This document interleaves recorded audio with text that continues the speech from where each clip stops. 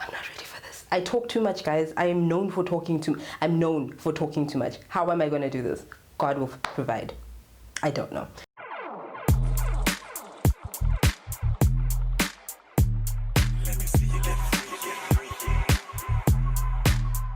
Hey everybody, welcome to the Julia Kamango Show. I hope you guys are doing good. I ain't gonna lie, today I look kind of cute. Anyway, let's get to the point of this video. This video is supposed to be fast. It's supposed to be fast, so I'm going for it. I'm sorry I didn't release on Friday. It was really not intentional. So my plan was, I was gonna watch 8 on Friday because I finished work early. I was gonna watch it in the afternoon, review it at night, upload it at night, you know, simple. But then I got a little bit too tipsy, so I couldn't do it, right?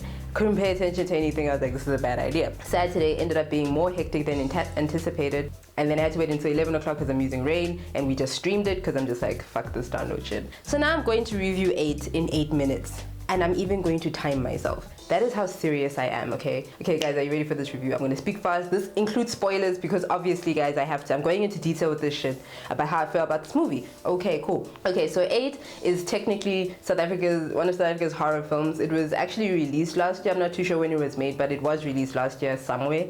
Probably in festivals, but it only came out on Netflix at this point. Probably because they couldn't find a platform to, you know, show off the film. How I feel about 8 is that in the beginning of the film, especially because it did have issues, so I couldn't finish watching it. When I got back into it, I did enjoy the first half of the film. Reason being, horror is always supposed to be slow paced. I'm very skeptical about horror, so I do enjoy sometimes, as much as it may not give me a scare factor, because I've accepted I will not have scare factors in my life anymore.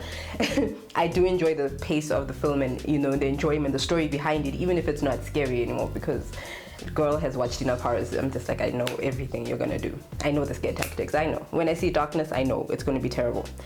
However, I don't feel that 8 is a horror. I think it's a thriller. It's not scary at all. Like, I feel like if people don't like creepy looking things and kind of don't like gore in some sort of way, but I think it's mostly a thriller because there's no actual horror. As much as there's this idea of this mythology or whatever, or folklore, whatever the choice of word is. And I think they mean folklore in the sense that there's a story within the village, in the place that they're in, which I think is Eastern Cape, I think. But in the village that's surrounding the place, I feel like they have a story about what had happened, and that's their folklore. I don't think it's based on a folklore that people know. Unless it is, I'm also not South African, so I don't know your guys' folklores. I'm sorry. But aside from that, I feel like it was a thriller. Again, it was also not to do with sangomas per se, so I'm not really sure why. I mean, I guess because the guy can speak to the dead and he's a healer, but it's not really to do with sangomas, if that makes sense. Or witch doctors, or whatever you want to call it. I think it's just to do with the dude who can speak to the dead or can connect with the gods. Yes, he's a sangoma, but it's not really about sangomas, if that makes sense, right? So I think that the trailer did disjustice in doing that, and that's why there was outrage, because it's this idea of sangomas are horrible. When I don't really think it's necessarily about that. I think, and someone actually said this on Twitter, it's about grief and how if you don't heal from grief properly, it can destroy your life, which I definitely get.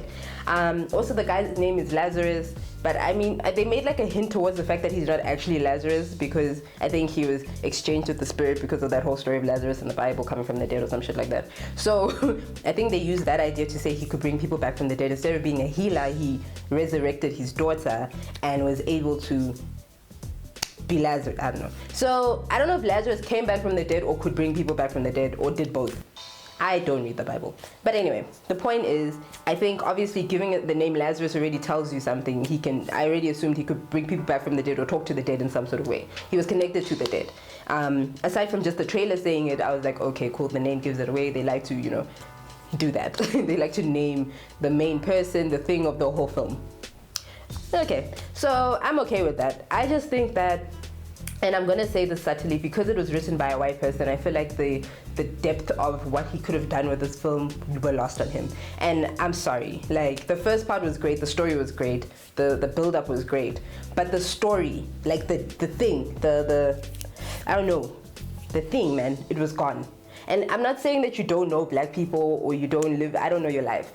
I'm just saying that as the writer and maybe even the director or whatever the reason may be, I feel like there was something missing in the story that I don't know. Like there wasn't that thing. Because you know that thing with folklore when you're told stories as kids in black families, in brown families, whatever the case may be, they said, you know, even when you hear the story of why the turtles got cracks on his backs, bro, that thing is deep. And it's literally because he tried to fly and be someone he was and it fell and got cracks on his back. You know, but the thing about it is, you know, there's a story behind it, right? And I feel like he was missing that because you come to the conclusion that if you don't, you know, if you don't heal from grief, you're going to stay lost and hold on to things that you cannot fix. But it doesn't do it justice. You figure it out because you're like, yeah, obviously that's what it's about. He lost his daughter and he brought her back to life. But that's, you know, but you don't give me that like, oh shit, that was deep, man. Like, this is really teaching me, because that's what a folklore is supposed to do. It's supposed to teach you something. And this thing missed that. And I'm sorry, but it's the truth of the matter. I always ask this question of who can tell our stories. And there's a reason why black people should tell black stories. Or let me rather say African people should tell African stories. Because we know how to tell African stories because of how we were taught the stories. It's very important. When it comes to a folklore, you need to tell the story properly, even if it is based in modern times. Also, I need to check how much time I have. Okay, 3 minutes. Also, because the thing was based in apartheid era, there has to be that thing. We can't get rid of it. There's a reason it's based in the 70s. We know that these people are racist. Well, the wife at least. We need to make that such a bit more, you know, of a thing. I don't know. She was kind of like, you know, but she was wary with reason because he was kind of shady. So it doesn't really help because you're just like, oh, these are really nice white people who don't really care about race politics right now. You know what I mean? And okay, fine, maybe because it's a fictional world, I'll forgive it. Maybe I'm just reaching, but it's just the whole time, that's all I could feel, was that, you know, he's calling her sir and madam and miss for a reason. So it must be apartheid still. So there needs to be that thing. Slightly. It doesn't have to be a big thing. It just needs to be slightly more there. Now her reservations for him made sense, so technically it's not about racism. She was just right. You know, and even the trailer in itself made it seem more dark and twisted than it actually was. More jump scares, more interaction between Lazarus's daughter with Mary that were not there in the story, really. She kind of saw Mary, she kind of nearly wanted to play with Mary, but it didn't turn into what it really was supposed to be. Almost like in... Okay, I'm gonna pause real quick because this guy is backing up with his car. Okay, so, you know in, what you call this?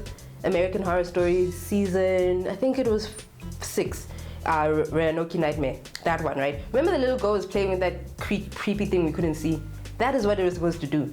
If she's gonna interact, this, you know, this daughter of Lazarus must be taunting. Be like, come to me, be friends with me, blah, blah, blah. You know, that kind of thing? That would have made it more real. Also, there was a part where Lazarus got stabbed by the old man and didn't die, and he said, I had died a long time ago. And he said, so you're a demon. That should have been explored. I also feel like, and this is a personal thing, and this is probably because it happened with Five Fingers of Mercedes, I also feel like they cut out the end. There's something they cut out. There was a story they were trying to tell us that they've gotten rid of. And the story is who Lazarus is. Yes, we know he lost his daughter, but who is he? Why is he can connect? Why, you know, I think, you know, when the villagers came and tried to burn down his, you know, little place, they were supposed to explain to us why that place was connected to him so much. Why it was important that the father died, you know, the white family's father died, and you know, why he needed the father to die in order to link back to that place. You know what I mean? Why he needed to live at that place. There's a reason. Was he shack exactly in that spot? What was it? Because these conversations were not said. It's just a lot of stuff hanging in the air. And it's good that I slept on this because now I can actually think about it critically. I feel like the story just lacked the depth that it was meant to have. It was a great shell of a story, personally, I feel. Nice trailer, but the trailer lied to us. And that's the first time a trailer's lied to us, really. Usually they give the whole story away. The story was very good at, like, what could come, and it didn't come. Nothing happened in the whole story. And I know that may seem harsh to say, but it's just the truth of the matter. If you're gonna give me a horror story, you better give me a horror story. I love horror, guys. I love thriller. I will critique the shit out of this stuff because I love them so much. And I will definitely be critical of Black African stories for that reason. And that's my timer.